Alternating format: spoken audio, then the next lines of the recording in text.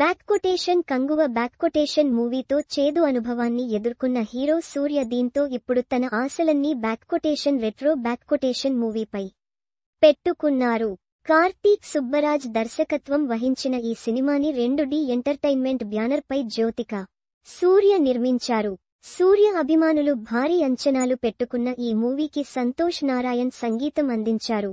బుట్టబొమ్మ పూజా హెగ్డే హీరోయిన్గా నటించిన ఈ సినిమా మే 1న భారీ స్థాయిలో రిలీజ్ కాబోతోంది. రొమాంటిక్ డ్రామాగా రూపొందుతున్న ఈ సినిమాలో సూర్య గ్యాంగ్ స్టర్గా కనిపించబోతున్నారు.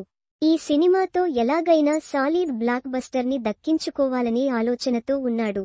తెలుగులో ఈ మూవీని సితార ఎంటర్టైన్మెంట్స్ అధినేత సూర్యదేవర నాగవంశీ రిలీజ్ చేస్తున్నారు.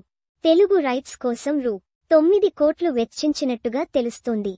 దీనికి మించి తెలుగు మార్కెట్ నుంచి రాబట్టాలని ప్లాన్ చేస్తున్నారు.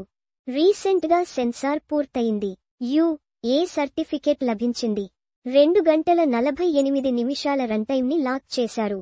కార్తీక్ సుబ్బరాజ్ స్టోరీ అందించిన back quotation game changer back quotation flop కావడం, సూర్య నటించిన periodic drama back quotation Kanguva back quotation box office వద్ద భారీ డిజాస్టర్ కావడంతో బ్యాక్ కొటేషన్ రెట్రో బ్యాక్ కొటేషన్తో సితార సాహసం చేస్తోందని, ఒకరకంగా చెప్పాలంటే Sithara back quotation retro back కొటేషన్తో తెలుగులో హ్యాజ్ బెట్కు రెడీ అవుతోందనే కామెంట్లు వినిపిస్తున్నాయి. అయితే సితార ఎంటర్టైన్మెంట్స్ సూర్యదేవర నాగవంశీ లెక్కలు మాత్రం మరో విధంగా ఉన్నాయి. Back quotation retro back quotation teaser 5 రోజుల క్రితం విడుదల చేసిన back quotation the one retro back quotation సినిమాపై అంచనాల్ని పెంచేయడంతో సితార వంశీ ఈ మూవీపై ఫుల్ కాన్ఫిడెంట్తో ఉన్నాడట. ఈసారి బ్యాక్ కొటేషన్ రెట్రో బ్యాక్ కొటేషన్తో సూర్య భారీ హిట్ని సొంతం చేసుకోబోతున్నాడని బలంగా నమ్ముతున్నాడట.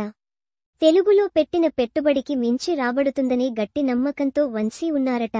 ఆయన నమ్మకాన్ని బ్యాక్ కొటేషన్ రెట్రో ఎంత వరకు నిలబెడుతుందో తెలియాలంటే మే 1 వరకు వేచి చూడాల్సిందే.